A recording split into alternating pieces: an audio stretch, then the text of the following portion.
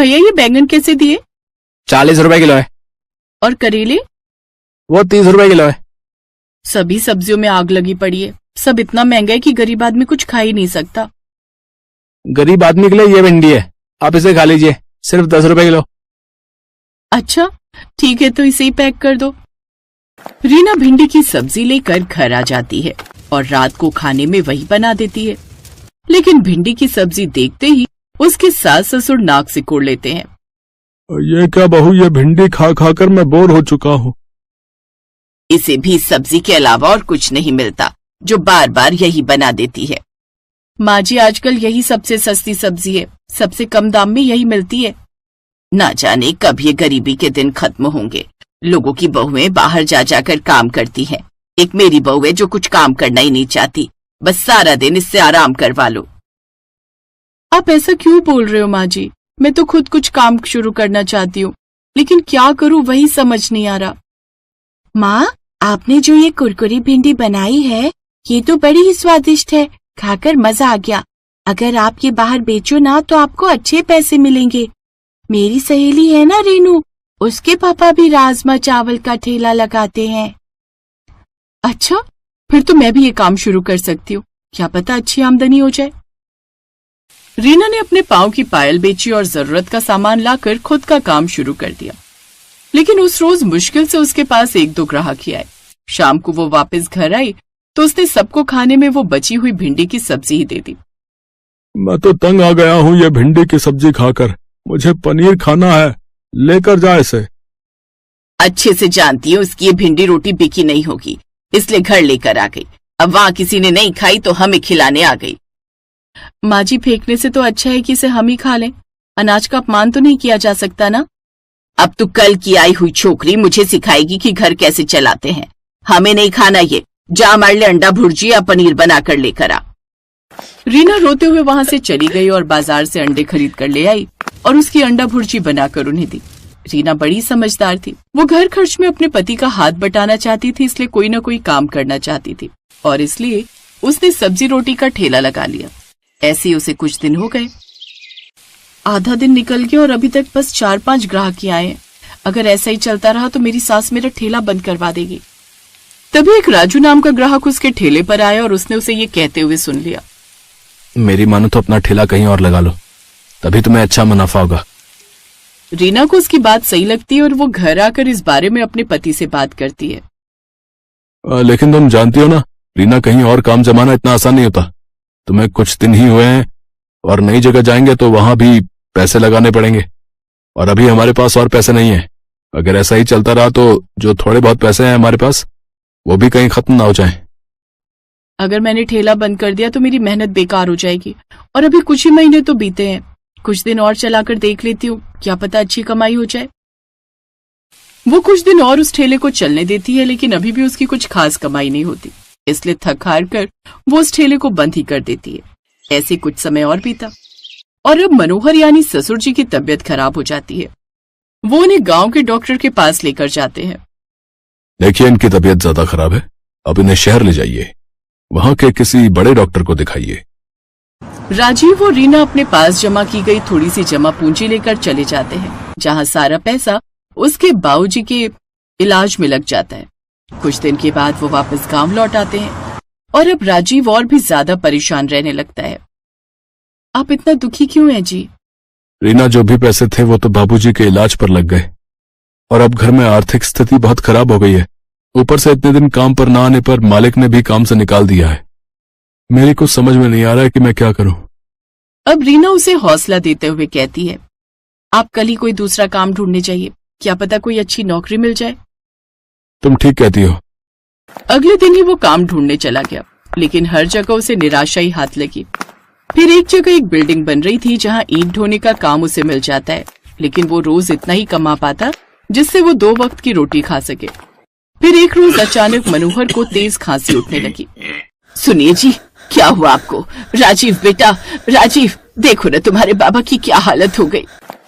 राजीव जल्दी से वहां पर आता है, तभी मनोहर जोर जोर से सांस लेने लगता है और कुछ ही देर में वो दम तोड़ देता है। उसकी मौत से घर में मातम छा जाता है। तो वहीं राजीव को भी अपने बाबा के जाने का बड़ा दुख था। मेरी गलती है जो मैं इतना भी नहीं कमा पाया कि अपने बाबा का अच्छी तरह से इलाज करवा पाता। मैं एक अच्छा बेटा नहीं बन पाया। आप खुद को दोष क्यों देते हो जी? तभी कोई उनका दरवाजा खटखटाता है। राजीव तुम्हारा ही नाम है? जी मैं ही राजीव हूँ। पकड़ लो इसे। लेकिन क्या हुआ साहब, मैंने क्या किया? अपने मालिक की सोने की अंगूठी चुरा कर भागा है और कहता है कि मैंने क्या किया है। नहीं नहीं साहब, आपको जरूर कोई गलत फहमी हुई है। ये ऐसा नहीं कर सकते। मेरा बेटा ऐसा नहीं कर सकता। हम गरीब जरूर है लेकिन चोर नहीं। अच्छा तो इतना बड़ा सेठ झूठ बोल रहा है क्या है? पुलिस राजीव को पकड़ कर ले जाती है। अब रीना और उसकी सास घर में अकेली रह जाती हैं और अब लगातार इन हादसों से उसकी सास भी बीमार रहने लगती है। हे भगवान, ये कैसे कैसे दिन देखने पड़ रहे हैं हमें। घर में राशन पानी सब खत्म हो गया और ऊपर से माँ जी की हालत भी कुछ ठीक नहीं है। ऐसे में उनकी दवाइयाँ कहाँ से आएंगी? लगता है अब समय आ गया एक बार फिर से अपना काम धंधा शुरू करने का। अब उसके पास और कोई चारा नहीं था, लेकिन अब उसके पास पैसे नहीं थे कि वो फिर से काम शुरू कर सके। तभी एक औरत उसका पता पूछते हुए वहां आई। रीना ने जैसे ही उसे देखा उसे गले से लगा लिया, क्योंकि वो और कोई नहीं बल्कि उसकी बचपन की सहेली प्रेरणा थी, जिसकी शादी शहर में हुई थी, लेकिन कुछ दिन पहले ही वो गांव वापस लौटी थी। तुझे याद है रीना, तू बचपन में स्कूल के टिफिन में अक्सर भिंडी लाती थी? क्या मजा आता था। तेरे हाथों की भिंडी कितनी टेस्टी होती थी। आज फिर वही बनाकर खिला देना। अच्छा ठीक है, मैं बनाकर ले आती हूँ। रीना जैसे ही रसोई में गई तो सारे डब्बे खाली पड़े थे। घर में थोड़ी सी भिंडी थी, लेकिन तेल, मसाले और आटा सब खत्म था। वो जल्दी से पीछे की तरफ से सामने वाली कमला काकी के घर गई और थोड़ा सा सामान ले आई और उसने फिर भिंडी और रोटी बनाई। वाह रीना, अब तो मजा आ गया। कितना मस्त बना है। वैसे जीजू कहाँ है? रीना उसे रोते हुए सारी बात बताती है। डोंट वरी रीना, मेरे हस्बैंड शहर के जाने माने वकील हैं और मैं उनसे इस बारे में बात करती हूँ। और तब तक तू ये पैसे रख और खुद का भिंडी ठेले का व्यापार शुरू कर, और साथ ही भिंडी रोटी के साथ लस्सी भी बेच। फिर तेरी भिंडी सबको पसंद आएगी। गर्मियों में सबको यही तो चाहिए। रीना को उसकी बात सही लगी। अपनी दोस्त के दिए हुए पैसों से उसने अपना भिंडी रोटी का ठेला फिर से शुरू कर दिया। खुशबू तो बड़ी कमाल की आ रही है। कैसे दी है भिंडी रोटी की प्लेट? जी 40 रुपए प्लेट, उसके साथ लस्सी फ्री है। ग्राहक ने जैसे ही वो खाई तो वो खुश हो गया, क्योंकि इससे पहले उसने ऐसा कुछ टेस्टी नहीं खाया था। कुछ ही दिनों में उसका भिंडी रोटी का ठेला खूब अच्छा चलने लगा। अब वो अपनी सास को अच्छे से डॉक्टर के पास ले गई और उनका इलाज करवाया। रीना की सास को अब उसकी अहमियत समझ में आई। उसने उससे माफी मांगी। इधर प्रेरणा के पति ने राजीव को झूठे चोरी के केस से रिहा करवा दिया। तू तो मेरी जिंदगी में फरिश्ता बनकर आई, जिसने आते ही मेरी सारी मुश्किलें दूर कर दी। तू मेरी दोस्त है, तेरे लिए मैं इतना तो कर ही सकती हूँ। अभी तो मैं वापस शहर जा रही हूँ, लेकिन हाँ, जब भी दिल करेगा तेरे हाथ की भिंडी खाने आती रहूंगी और मैं तेरे लौटने का इंतजार करूंगी। प्रेरणा ये कहकर वहां से चली गई, जिसके बाद अब राजीव और रीना साथ में मिलकर भिंडी रोटी का ठेला चलाने लगे और उससे उन्हें खूब कमाई होने लगी। अब उनकी सारी परेशानियां खत्म हो गई और वो खुशी खुशी रहने लगी।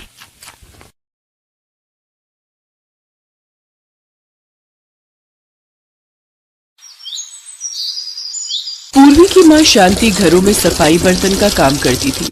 पूर्वी जब साल भर की थी तभी उसके पिता ने दूसरी शादी कर ली और पूर्वी को उसकी माँ के साथ घर से निकाल दिया। उसके बाद से शांति ही खुद से मेहनत करके अपनी बेटी पूर्वी को पाल पोस रही थी। थोड़े बहुत पैसे जोड़कर शांति ने पास के एक स्कूल में पूर्वी का दाखिला करवा दिया। भाभी जी, कोई पुराना स्कूल का बस्ता और रोटी का डिब्बा रखा हो तो आप मुझे दे देना। वो मैंने पूर्वी का दाखिला स्कूल में करवा दिया है, कल से वो स्कूल जाएगी। हाँ, दीक्षा का एक बैग रखा है, वो लेती जाना। रोटी का डिब्बा, वो जो लंच बॉक्स है ना लाल वाला, वो ले ले। ठीक है भाभी जी, बहुत बहुत शुक्रिया। शांति जहाँ काम करती थी वहां से उसने बस्ता और रोटी का टिफिन ले लिया। वो स्कूल का बस्ता और रोटी का डिब्बा लेकर घर पहुंची तो पूर्वी की खुशी का ठिकाना नहीं था। माँ, ये मेरा स्कूल बैग है, अब मैं भी स्कूल पढ़ने जाऊंगी, बहुत मजा आएगा। पता है माँ, शीतल बता रही थी जब इंटरवल होता है ना तो सब बच्चे खाना खाते हैं, फिर एक साथ खेलते हैं, खूब मजा आता है। सब बच्चे रोजाना अच्छा अच्छा खाना लाते हैं, आप मुझे भी अच्छा अच्छा खाना देना। पूर्वी के चेहरे पर खुशी देखकर शांति बहुत खुश थी। पर वो जानती थी कि वो अच्छा अच्छा खाना अपनी बेटी को नहीं दे सकती। वो तो जो रूखा सूखा बनाती है वही उसके टिफिन बॉक्स में दे सकती है। अगले दिन शांति पूर्वी के लंच बॉक्स में रोटी और थोड़ी सी सब्जी रख देती है। पूर्वी स्कूल पहुंचती है। लंच टाइम में सब बच्चे अच्छा अच्छा खाना खा रहे थे। पूर्वी चल लंच करते हैं, इंटरवल हो गया है। हाँ ठीक है चल। शीतल आज तू क्या लाई है लंच में? आज मैं सैंडविच लाई हूँ। और तू क्या लाई है? मेरा तो आज पुलाव खाने का मन था तो मम्मी ने आज पुलाव बना कर दिया है। और पूर्वी तू क्या लाई है? अरे तू तो रोटी सब्जी लाई है, वो भी थोड़ी थोड़ी है। ये कोई लंच थोड़ी होता है। इतना बोरिंग। पूर्वी ये तो तू अकेले बैठकर खा। सभी बच्चे मिलकर खाना खा रहे थे पर पूर्वी बिल्कुल अकेली थी। वो अपनी थोड़ी सी सब्जी और सूखी रोटी अकेले ही खा रही थी। कुछ देर के लिए वो उदास हो गई पर उसके बाद फिर से सब बच्चों का ध्यान पढ़ाई में लग गया तो वो इस बात को भूल गई। पर अब पूर्वी रोजाना ही थोड़ी सी सब्जी और रोटी लाने लगी।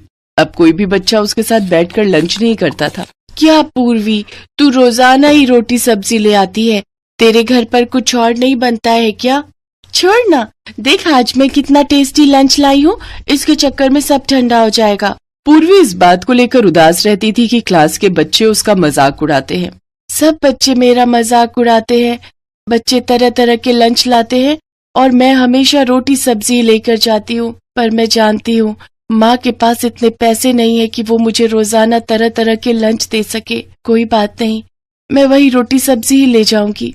मैं माँ को परेशान नहीं कर सकती, वो पहले ही इतना काम करके थक जाती हैं। बड़ी मुश्किल से माँ पैसे कमाती है। अगर मैंने उन्हें कहा कि मुझे रोटी सब्जी की जगह कुछ और दो तो वो मेरी वजह से परेशान हो जाएंगी। नहीं नहीं, मैं उन्हें तंग नहीं करूंगी। कुछ दिनों बाद सब बच्चे एक पिकनिक पर चिड़ियाघर घूमने जा रहे थे। पूर्वी भी बहुत खुश थी कि वो पिकनिक पर जा रही है।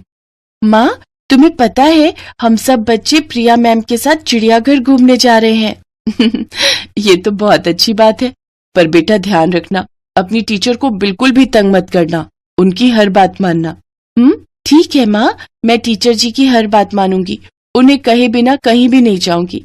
अगले दिन पूर्वी अपने स्कूल के बच्चों के साथ चिड़ियाघर देखने के लिए जाती है। चिड़ियाघर शहर से बाहर था। सबने चिड़ियाघर देखा और वापसी लौटने लगे। तभी रास्ते में स्कूल की बस खराब हो गई।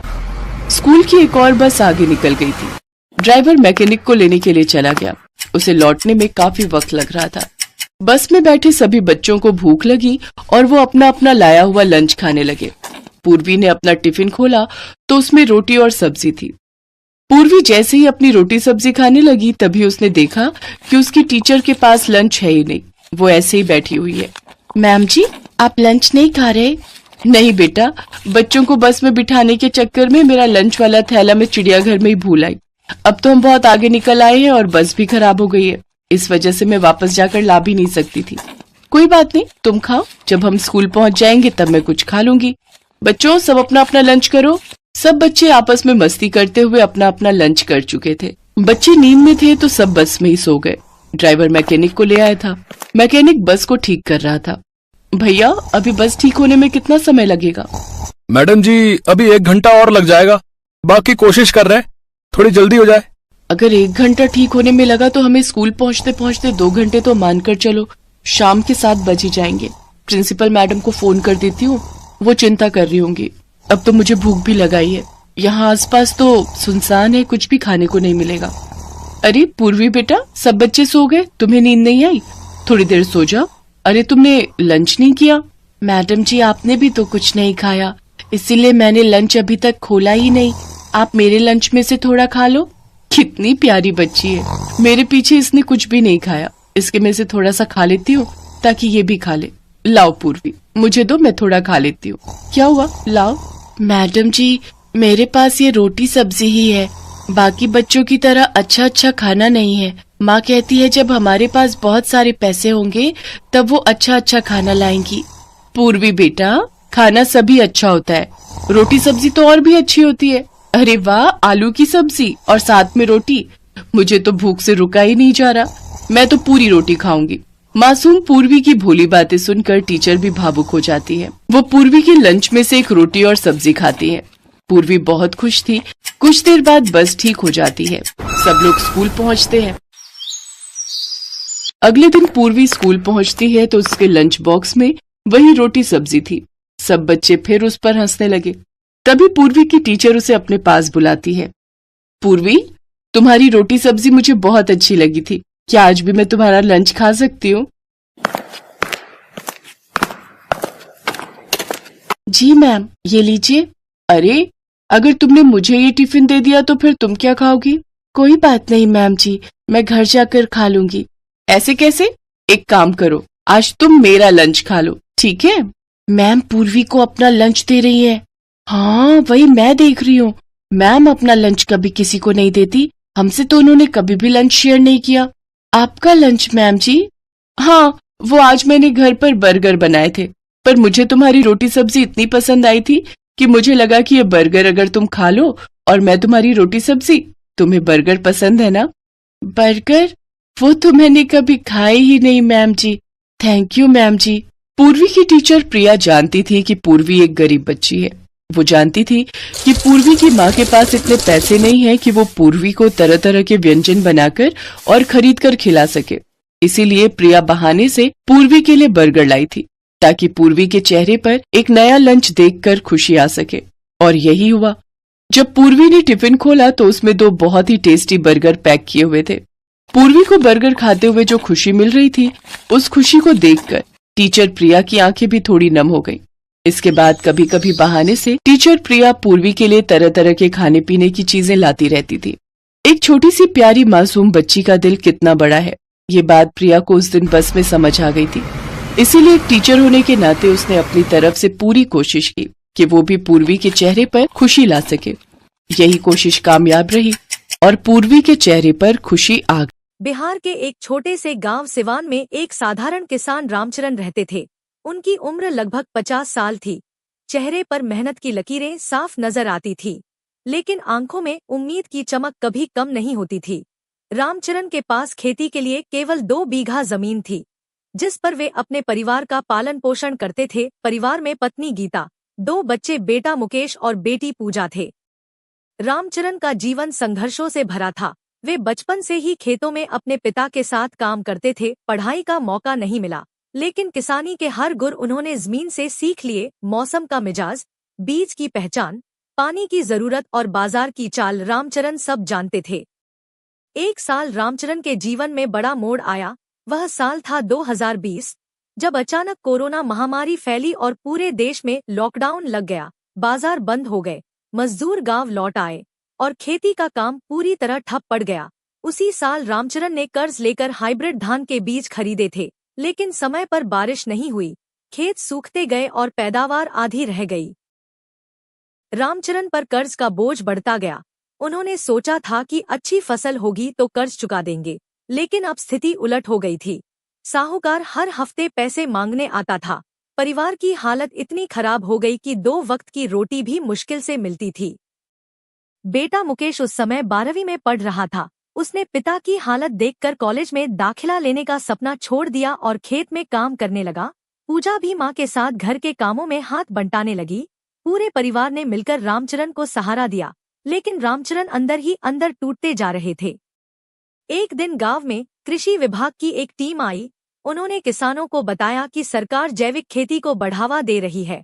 प्रशिक्षण लेने पर किसानों को सब्सिडी मिलेगी, बीज मुफ्त में दिए जाएंगे और बाजार से जोड़ने में मदद की जाएगी। रामचरण पहले तो झिझके, लेकिन बेटे मुकेश के कहने पर वे प्रशिक्षण शिविर में शामिल हो गए। वहां रामचरण को जैविक खेती के फायदे बताए गए। रासायनिक खाद की जगह गोबर और नीम से बनी खाद, कम लागत, अधिक मुनाफा और मिट्टी की सेहत का ध्यान। उन्होंने यह भी सीखा कि कैसे ऑनलाइन प्लेटफॉर्म पर अपनी उपज बेच सकते हैं।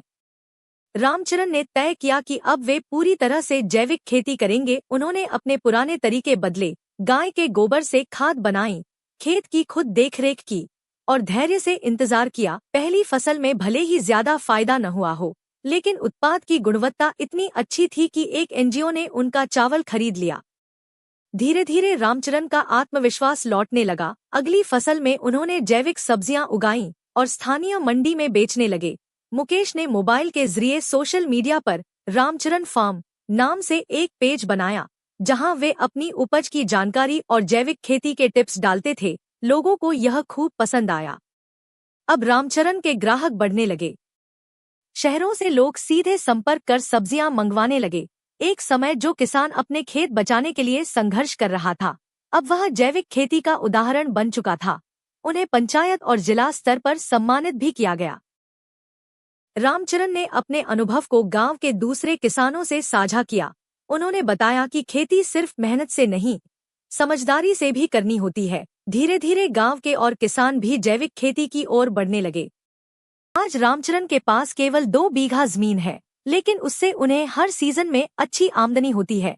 उनके बेटे मुकेश ने कृषि में स्नातक की पढ़ाई शुरू कर दी है और बेटी पूजा अब गांव की महिलाओं को आत्मनिर्भर बनने के लिए प्रशिक्षित करती है। रामचरण कहते हैं, जब हालात कठिन हों तो हिम्मत हारने से कुछ नहीं होगा। नई राह चुनो, मेहनत करो और भरोसा रखो, बदलाव जरूर आएगा। यह कहानी सिर्फ रामचरण की नहीं, बल्कि देश के हर उस किसान की है जो मुश्किलों से लड़कर भी हार नहीं मानता, बल्कि सीखता है, बदलता है और आगे बढ़ता है।